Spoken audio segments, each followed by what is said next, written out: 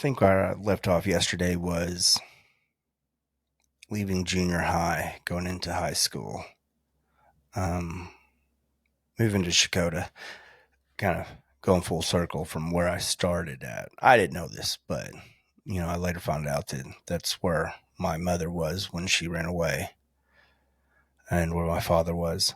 However, I should probably describe a few people a little bit better. My sister was, say, she's kind of a diva, an actress. Not literally, as in she did it, it was in plays or anything. But she always tried to get the center of attention.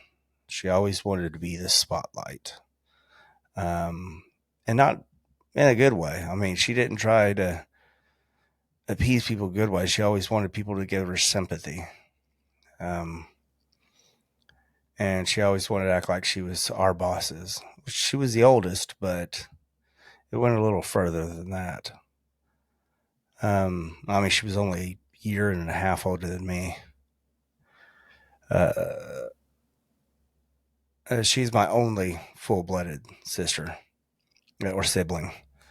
My baby brother, who's a half year or a half brother, he's a year and a half, or sorry, 4.5 years younger than me. He is a pathological liar, sociopath type. He had always been that way. Super smart guy, always been smart, could build things. He'd tear things apart that were mechanical and he'd build something else. But he just never used the intelligence for any good whatsoever. Always getting in trouble. Um, I'm talking, we're in high school and I think he's like in fifth or sixth grade. And he goes over to a friend's house and stays all night and doesn't think about it, doesn't think that that's strange or anything. And my aunt and uncle were strict. My aunt was a very anal retentive person on the border of narcissism. Uh, she always had to be right. She had this high pitched voice that just, whenever she got mad, um, uh, it was always somebody else's fault. She was never at fault. Sometimes, though, she was this most loving person. It kind of confused you. But when she was mad, she used it against you. Um, my uncle, I mean, he was a good man, but and he was very, type to just do what he thought was right type of person. But I mean, he never taught me anything. He expected me to learn on my own. And he tried standing up to my aunt when my aunt was being a little too aggressive. I remember, now this was back in junior high, but um, my brother was acting up or anything. My aunt bent over and started smacking him hard a lot. And my uncle actually kicked her in the butt. And that was literally the last time my uncle ever stood up for us. Um, he was just apathetic. He just let her do what she does, and the more the years gone by, the more he became more like her. Um, but he worked a steady job, worked at ONG, for as long as I knew him. He, I believe he started like when he was like 18 or 20 years old and he retired at like 52. My aunt, she jumped around from jobs to jobs, but she ended up driving a truck like her son, like a dump truck, owning her own dump truck. And they both made really good money. Um, uh, I wouldn't say they were wealthy, but they were definitely upper middle class. You wouldn't know it by what we about every. I mean, they weren't the type to show off their money or anything. They always acted like they were broke. They would never teach us anything about money. I'd ask, and they always told me it was none of my business, which helped me out a lot later whenever I actually needed to know about money. Um, some things it's better that you don't learn on your own. But I guess we can go into when I was we moved to Shakota. My my ability to make friends grew quite a bit there. And I want to give it credit to it's a small town. People are a lot friendlier, less likely to be, I mean, to pin you as an outcast unless you really are an outcast. As in, like, unless you're that guy, that kid that picks your nose in front of everybody, and they can be, you can find friends there.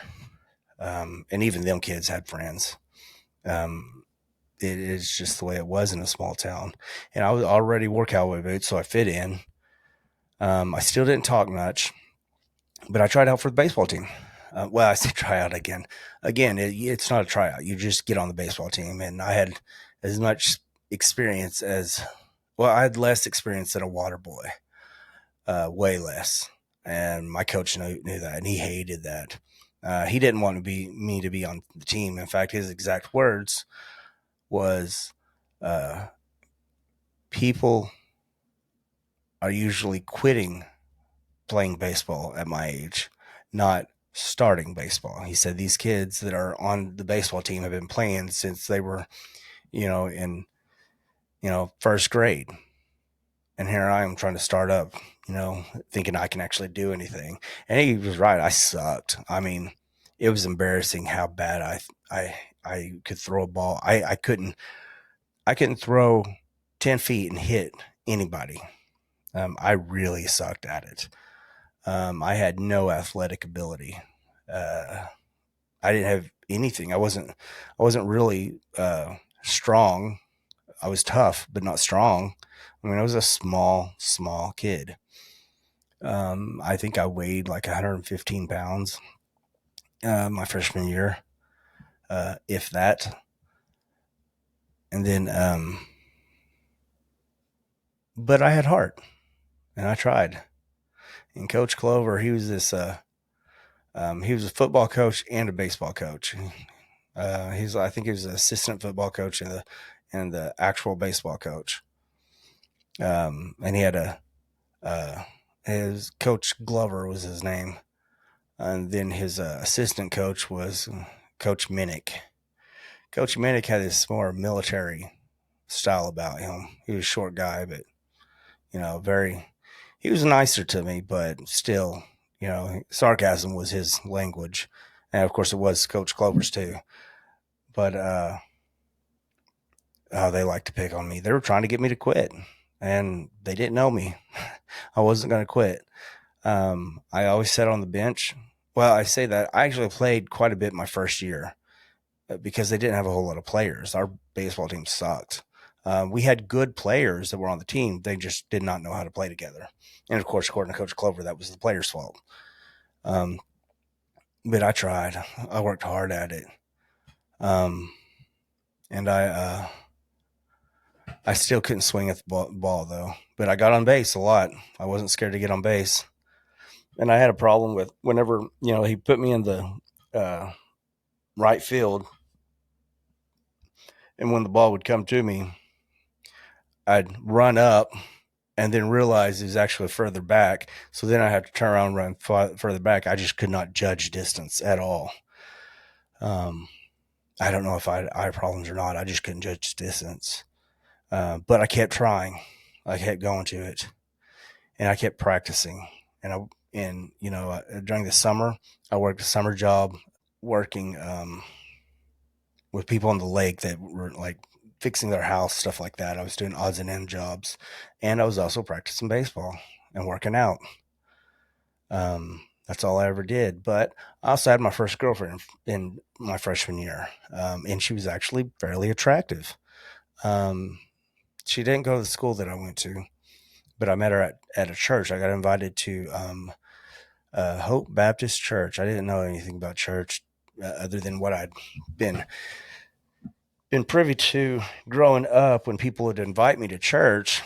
I mean, but I never really got a good feeling. I mean, that I belonged, because every time I got invited to church, almost every single church that I'd ever been invited to, they'd see this skinny kid that, I mean, now me looking back, that had two black eyes, looked like a cancer patient, um, from people's actual observations of me of what they told me later on. And yet the only thing they cared about was if I knew whether I was going to heaven or hell. So I didn't have a good feeling about church, but I went because my aunt and uncle were really strict. I wasn't allowed to go out. I wasn't allowed to do things. But going to church was a good thing, so they allowed me to go to church. They didn't go to church, but they allowed me to. So me and my sister, and I think my brother went to church, and that's where I met her. She was actually my first kiss, Halloween day, actually. Um, and I think I was 14 years old. And I know I was a late bloomer. Um, I remember it was cold. It was raining. It was miserable outside, but I had my girlfriend, and I remember the feeling. It felt electric because I'd never had somebody that close to me. I'd never been around people that close to me. I never had somebody that wanted to be with me. That I knew that they wanted to be with me. And I remember we accidentally kissed, as in I wasn't expecting it. And it was me getting out of the back of the truck, and it was raining, and it was cold. And I remember it was actually kind of gross. I'm like kissing a wet dog. I don't think it was her fault though. It was probably me. I'd never kissed a girl before. So, um, but, um, but we didn't stay together for very long. She ended up leaving me for my sister's boyfriend, which ended up being a good thing. They ended up getting together, and I think they had 5 kids before she got to the age of graduation. She ended up with somewhere between 11 and 13 kids. I don't know. It was very interesting, but they all have the same father. I believe they're divorced now, but I mean, they were together for the kids. So, I mean, I was impressed. I wasn't mad at them at all, even at that time. I just didn't know how to be mad at somebody that if they chose to be with somebody else, it wasn't just because she was just being shitty with me and cheated on me or something. She got into a relationship with a guy, and I'd never been in one, so I felt lucky that she would even want to be with me. But but that was my first experience of being social ever, um, without it being me fighting somebody, or getting picked on. Now, my sophomore year is when things started changing a lot. I started changing. I worked my ass off over the summer, and when I joined the baseball team, and got on, I go to school, and I look at my schedule, and it has me in um, seventh hour seventh hour keyboarding. I didn't join a keyboarding class, but it didn't have me down for baseball at all. That's what I do in my seventh hour. I go to baseball, and it didn't have that. So I go to the counselor's office and I ask them. They're like, "Well, it looks like the coach unenrolled you." Well, that was not at that school. You didn't try out. Everybody got on the team, um, which now I'm not really. I don't know how I feel about that, but we were so small that they couldn't afford to do that. But they didn't want me on the team because I shouldn't have been on the team according to my abilities and according to my history of knowing how to play baseball and or even playing this sport. I only played for a summer once in 6th grade, but I unenrolled myself out of keyboarding and put myself back into baseball. And I go down there, and the look of surprise was on his face, and he knew he couldn't say anything. He couldn't tell me to get off or leave or anything. He thought he was just being tricky and got me off there, thinking that I would take the hint.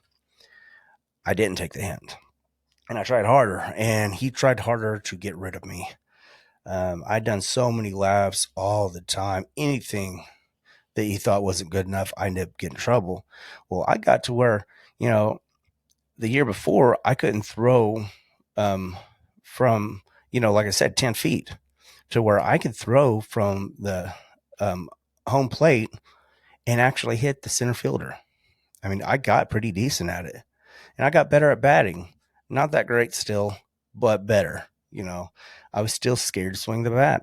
I was always so scared to swing the bat, not to get hurt. I mean, I'd jump in front of the ball constantly. If the ball was close to the base, I'd spin and get hit. Um, and That actually ended up being my downfall. One time in baseball practice, we had this left-handed pitcher just move in. I mean, he was the type of pitcher that scouts were looking at him. He was left-handed and he could throw a 90-mile-an-hour fastball, and he was a sophomore.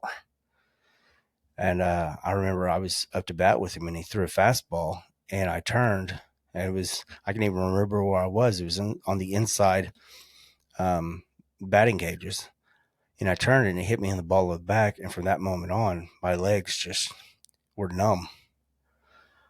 Uh, we ended up going to see specialists, the doctors, all lunge doctors, and my aunt and uncle didn't know any better. I can't blame them, but they, the doctor said that they needed to have surgery with me. I don't think they even offered anything else except surgery, I was, at that time, I was 15. Um, uh, well, I might have been 16 by the time they actually suggested surgery. I think they might have done other things, because now that I think about it, they, I was 17 when I had my surgery, but I was 15 and a half when I got hit. So I'm sure they tried physical therapy or something, but I just don't remember it. It was a long time ago. I mean, it was back in 95, 96. Um, but I did get my first girlfriend, my first real girlfriend. I mean, like, we were in a, we actually went to the same school, so I saw her a lot. I saw her all that summer.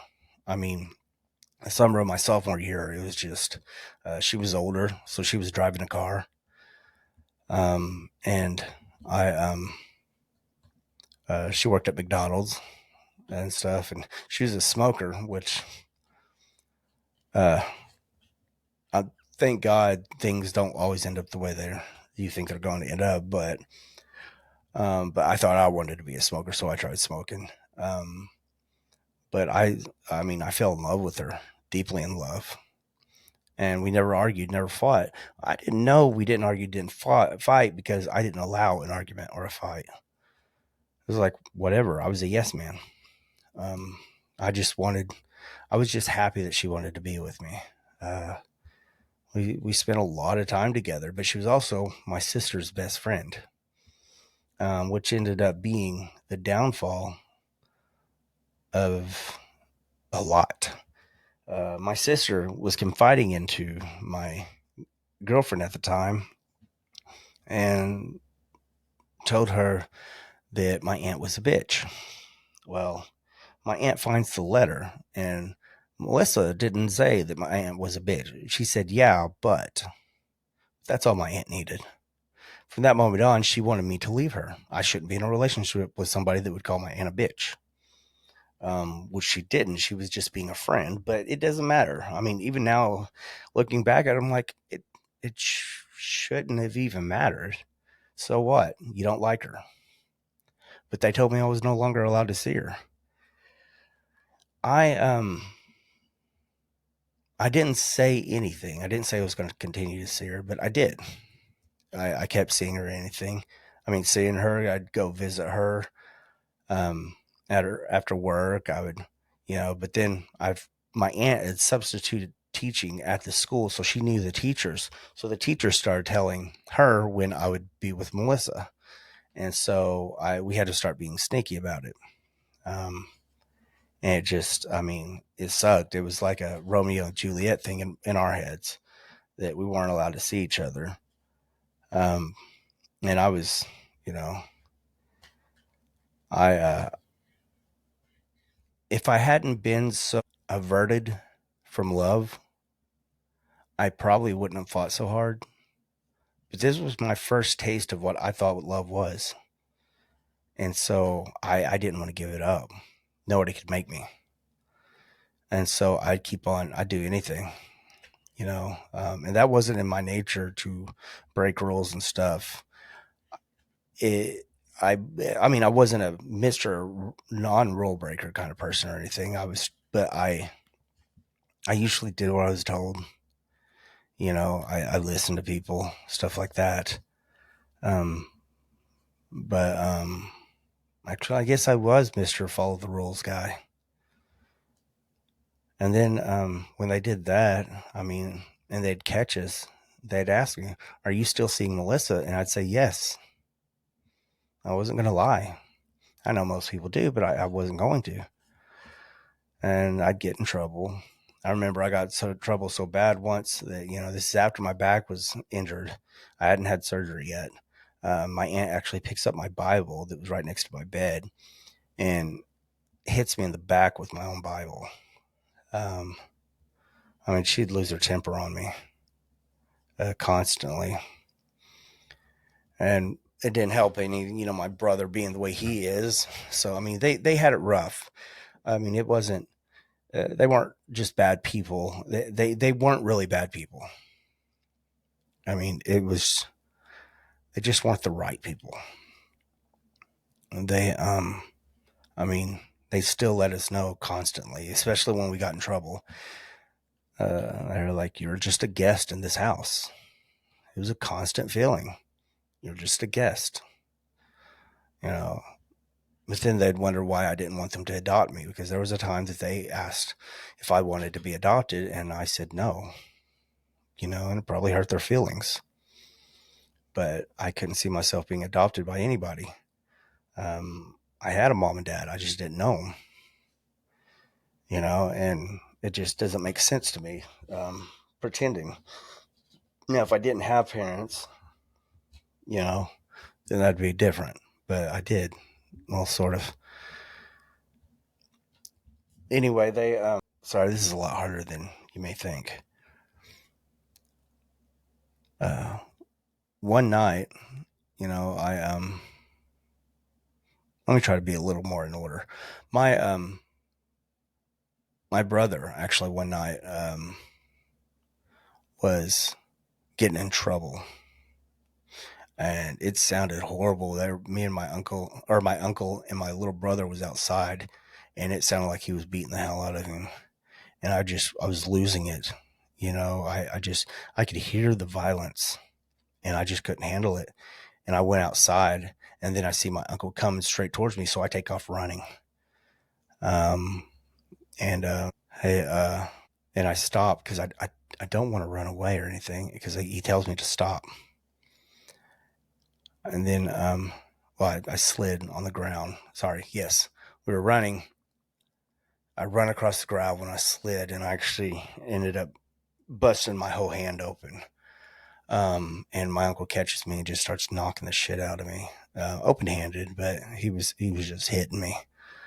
I was about 16 at the time, and I get up and get away, and I take off running, and he couldn't catch me, and he yelled for me to stop, but it wasn't. I could hear the voice. It wasn't stop like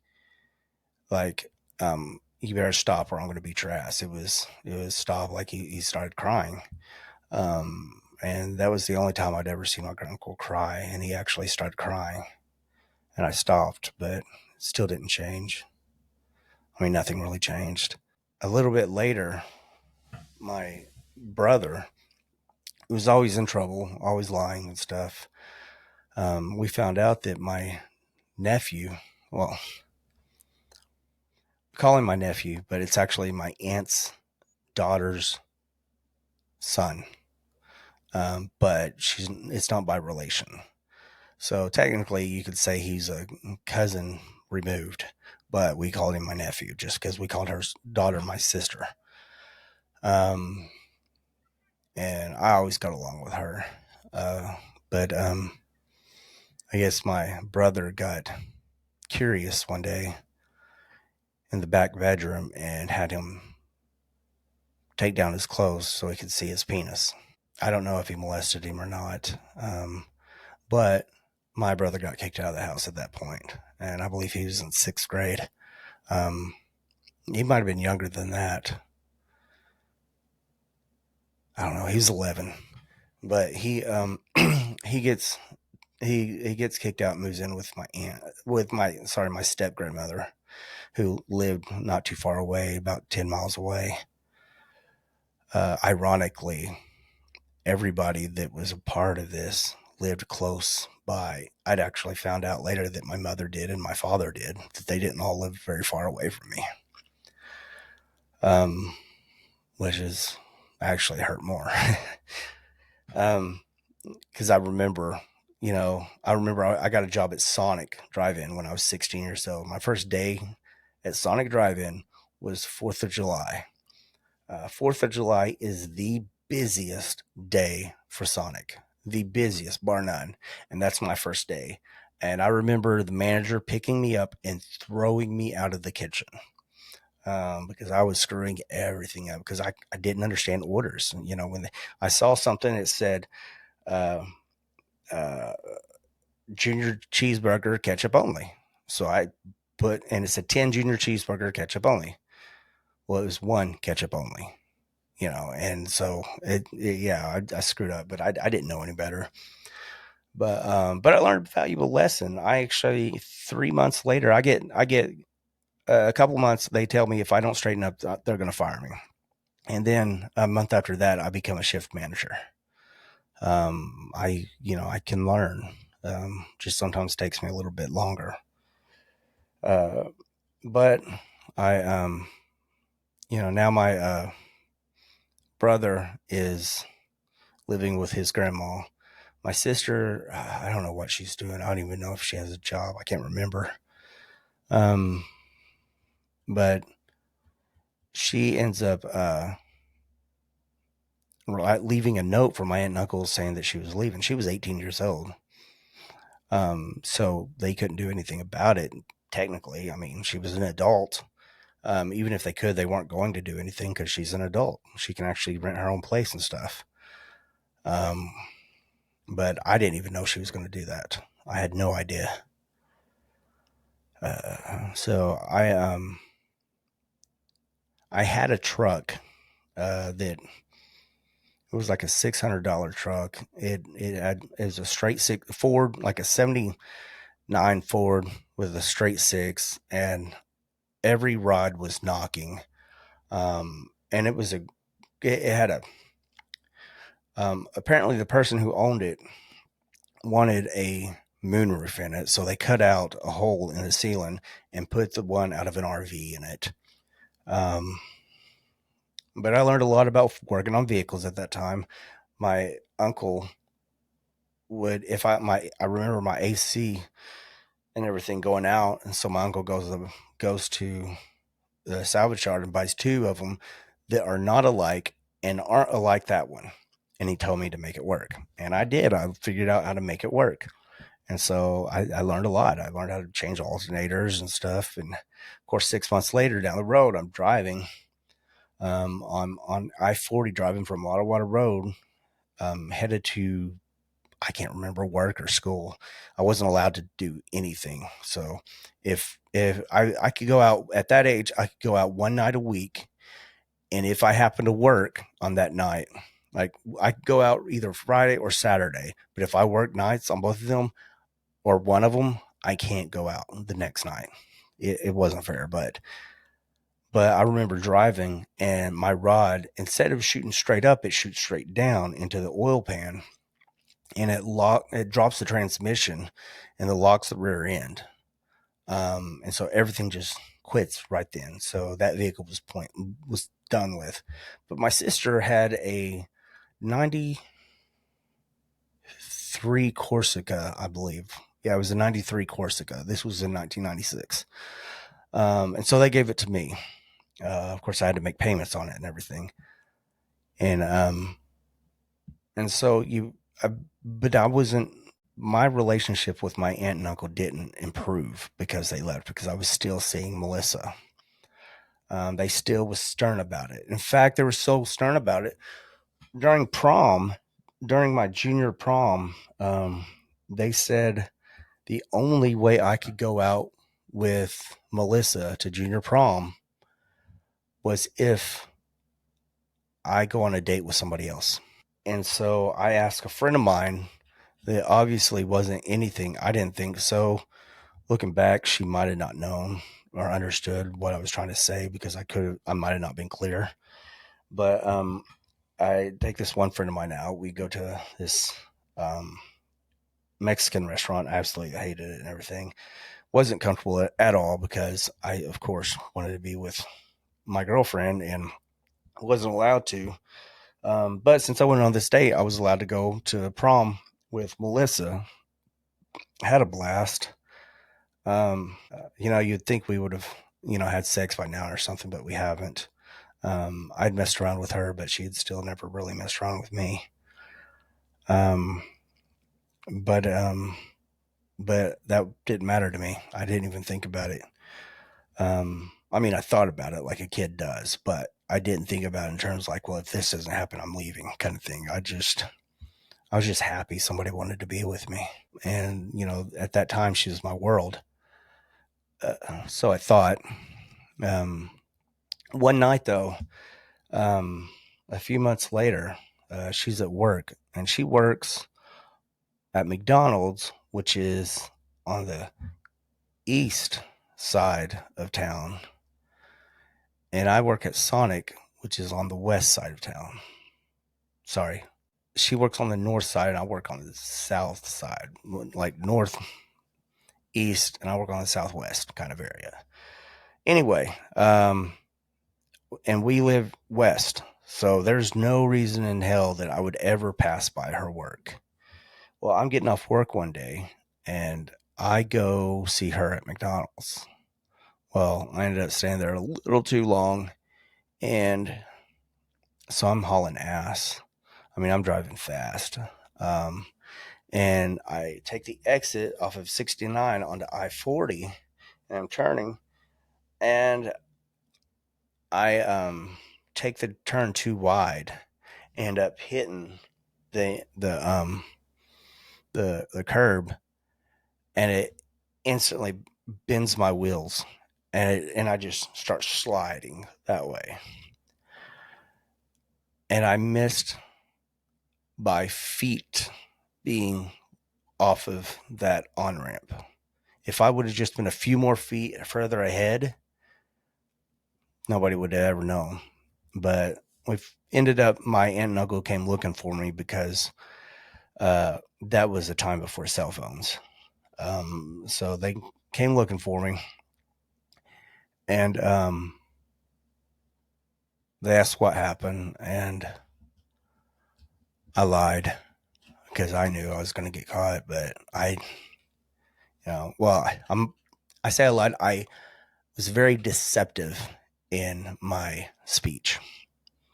I, you know, but I knew they would find out, and sure enough, um, they mentioned it. My uncle tells me, and I had to keep the car over there overnight. We came and got it the next day, and I had an Alpine 6 disc CD changer in the back. Back then, you had CD changers. You didn't have these. Now you have radios that don't even have CDs, but back then it was a big thing. It was like, wow, you can put 6 CDs in, and I had stacks on stacks of CDs in the back of my trunk. Um, and and I had my knife that my grandpa gave me. I probably should back up a little bit here in a second. But when we came back, somebody busted the window out and opened the trunk, and they took my grandpa's knife and they took my CD changer, which they ruined it the way they took it out, and then they stole every CD except one, my Aerosmith CD, which I wasn't even a fan of. I don't even know why I had it. I think it was back when you them Columbia CD uh, groups, buy for 3 cents or something like that, and you never end up paying for it. Or at least I didn't because I was an idiot. So I lost a lot, and including that vehicle. They got it fixed though. They did fix it. But backing up a little bit to Christmas week of uh, 90 or of 94. Um, sorry, of 95, Christmas week of 95. Uh, it was December 20th, 22nd, December 20th. I can't remember. I had found out my grandpa died, and I didn't know he was sick. Had no idea. Apparently, he had been sick for a while. He died of a massive brain aneurysm. But I mean, my everything I loved that was related to me had died now. You know, he was the one that I looked up to. Is he was what I thought a man should be. But you know, but then he's gone, and it's like nobody cared about what my relationship was to him because they forget that I lived with him most of my childhood, on and off, and then for 2 years straight we lived with him. So he was everything to me, and I really regret that I didn't know that back then.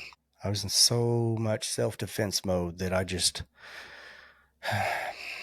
took it for granted. But I remember his funeral. It was a lot like my granny's. They play this Vince Gill song, "Go Rest High," and I to this day I can't listen to it without tearing up. It's funny. I tell everybody that people ask me who was my role models and stuff, and I'm like, I didn't have any growing up. It was Clint Eastwood and Roseanne Barr. Um, because I did, I thought that's what a man should be, is what Clint Eastwood was and stuff, or Sylvester Stallone. But my grandpa was the only flesh and blood role model I'd ever had, and then he died. So now the only person that was alive that gives me good feelings is my girlfriend, and I'm not even allowed to see her.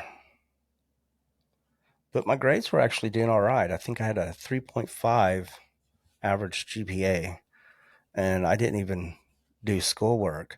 In fact, I'm backing up again. I'm so sorry. I do this a lot. I forgot to mention, people had always called me LD and treated me like I was dumb. My family did. My peers did. Because I didn't know how to explain things. I didn't know anything. Well, the first time I'd ever been tested for anything was in ninth grade. We took the Iowa skills test that tests you compared to your peers nationwide. And now my reading comprehension was that of a sixth grader.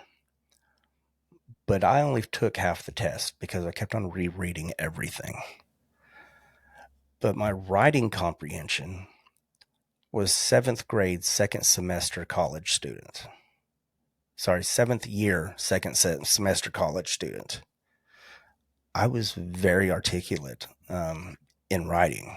I wrote a lot. I wasn't an idiot. I took an IQ test at that time.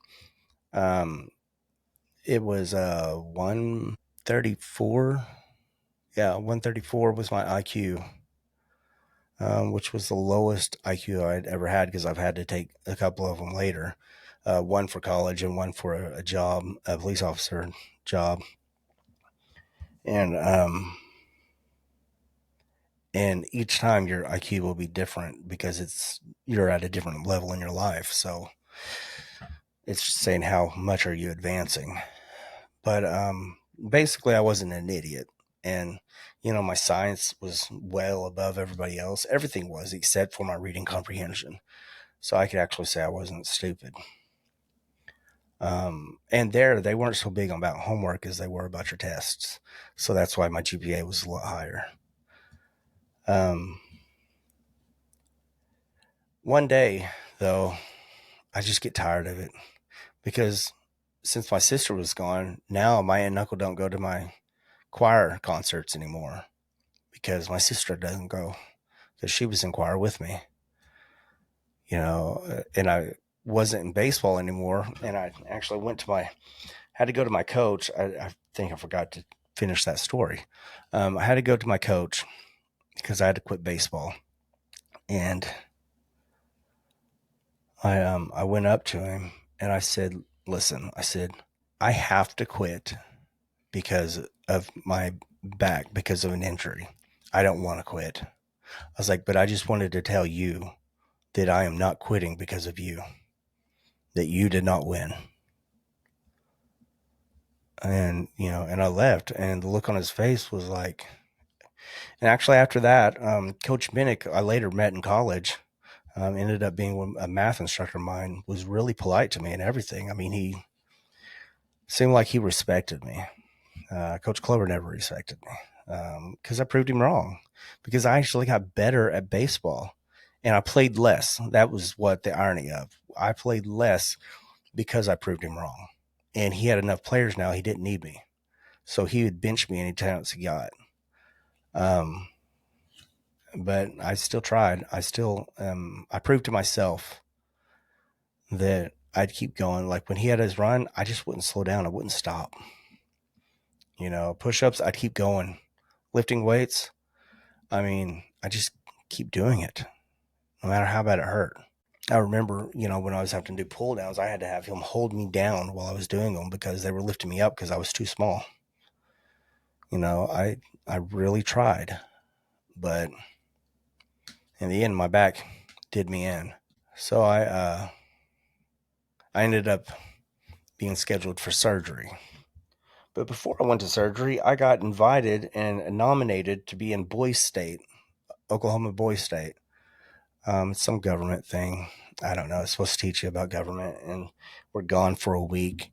And I went to that, and I was walking with a cane at that time, and I'm here, you know, barely 17 years old. My junior year, it's at the end of my junior year. I go to it. I didn't really make friends, but I did get a leadership position just because nobody wanted it as a council member. But learned a lot about that when I uh, got out of it. Uh, just within days, we had my surgery scheduled, so I had my first back surgery. It was just a discectomy. This I can't pronounce it. It's basically where they clean it out. Again, I honestly think I should have never had that surgery, but I had the surgery, and I healed pretty fast because I was a 17-year-old kid. Um, Within a month, I was back to normal. I thought I was. Um, and I went to my aunt and uncle because now my brother was no longer in the house. My sister was no longer in the house. I asked them if I could move out, and they said no, absolutely not. They're, and they asked me why, and I was like, because I just feel that I don't like people telling me that I can't be with my girlfriend. You know, I was honest with them. I tried being honest. I tried being a man like I was supposed to be, but they didn't accept that because you're supposed to be a man as long as it's not against them. Um, but a week later, my uncle comes up to me and says, my aunt's not home. It's just him and me. He says, "Do you still want to leave?" And I said, "Yes." He said, "All right." He said, "Pack all your stuff into a plastic bag. That's all you can take. And you cannot take your vehicle. I'll drop you off wherever you want to be." Remember, I'm a 17-year-old kid. Um, you can't rent a house at 17. You can't do anything. You have no legal rights as a 17-year-old. In fact, my aunt and uncle, if anybody would have known, because I was technically a ward of the state because I would not allow them to adopt me. So I was a ward of the state, but in physical custody of my aunt and uncle. Um, and again, my aunt and uncle were not shy about that. You know, I'd never felt wanted. So I just wanted to finally leave. I couldn't handle it anymore. I spent my whole life not being wanted. And I wanted to take control, even though it was probably the worst decision I could have made it at the time. My sister and brother had just left. I had no idea what it was going to like being an only child there. I probably would have had a lot more freedoms. Things would have been a lot easier because they wouldn't have been stressed out. They would have had a lot more money. But my freedom, my want to be wanted, to be loved, I needed to find it.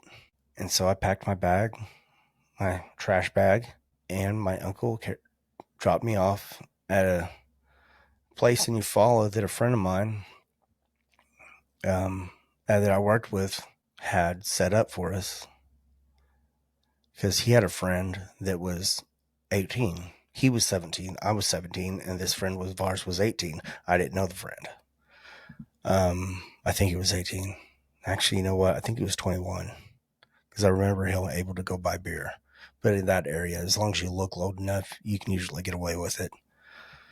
But so he dropped me off, and I think that's a pretty good place to stop on that. I appreciate it. If I say anything and you would like to have a lot more descriptions to me to go in a little more in depth on something, because I tend to jump around a lot, just let me know.